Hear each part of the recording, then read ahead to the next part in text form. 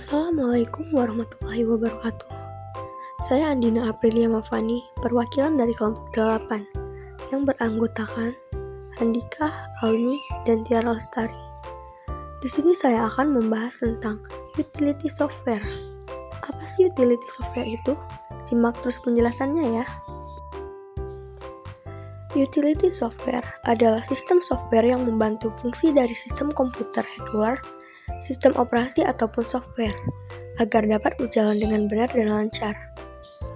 Selain itu, utility software juga membantu sistem operasi dalam mengelola, mengatur, memelihara, menganalisa, dan mengoptimalkan fungsi sistem komputer.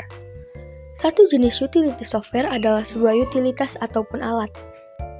Selanjutnya, fungsi utility software adalah untuk mendeteksi virus, menginstal dan menghapus backup data, menghapus file yang tidak diinginkan, dan lain sebagainya. Berikut ini adalah macam-macam utility software. Yang pertama ada antivirus. Antivirus adalah suatu aplikasi yang sudah bisa dipastikan terpasang di tiap sistem operasi, terutama pada sistem Windows. Contohnya aplikasi seperti Avast, SMADAV, AFG, dan Bitdefender. Yang kedua, ada registry cleaners, merupakan database di sistem operasi Windows. Registry bisa menjadi tidak efisien lagi kerjanya ketika Anda terlalu sering melakukan pekerjaan di sistem operasi. Oleh karena itu, registry perlu diberalihkan secara rutin. Contohnya Anda dapat menggunakan CCleaners di Windows. Yang ketiga, ada file management utilitas. Software ini memiliki tugas membuat arsip, backup software, membuat ukuran data lebih kecil atau mengkompres dan manajer file.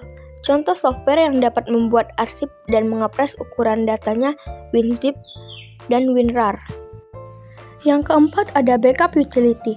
Software ini membantu menyiapkan kopi database, file, dan dokumen.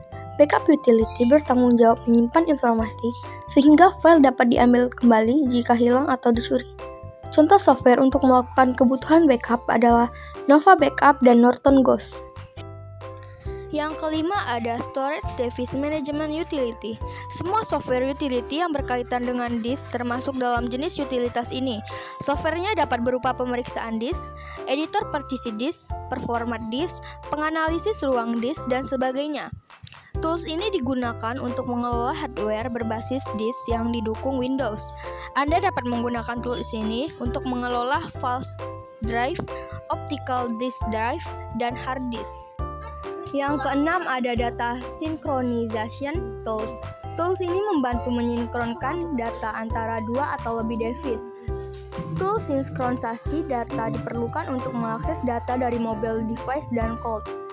Contohnya seperti Dropbox atau Nextcloud. Yang ketujuh ada Disk Cleanup Tool.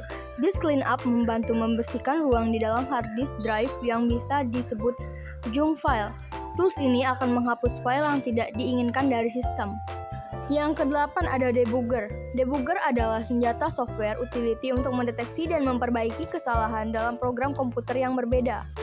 Tools debugging menggunakan instruksi dari simulator set untuk mengendalikan berjalannya program.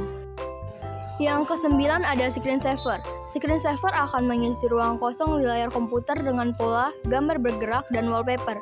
Ini juga dapat disesuaikan dengan kebutuhan pengguna. Yang ke-10 ada Clipboard Managers. Digunakan untuk mengoptimalkan proses penyalinan dokumen dari sistem komputasi. Software utility ini mendukung sinkronisasi data. Hotkey yang dapat dikonfigurasi berasal dengan screenshot dan history clipboard. Dan yang terakhir ada System Monitor.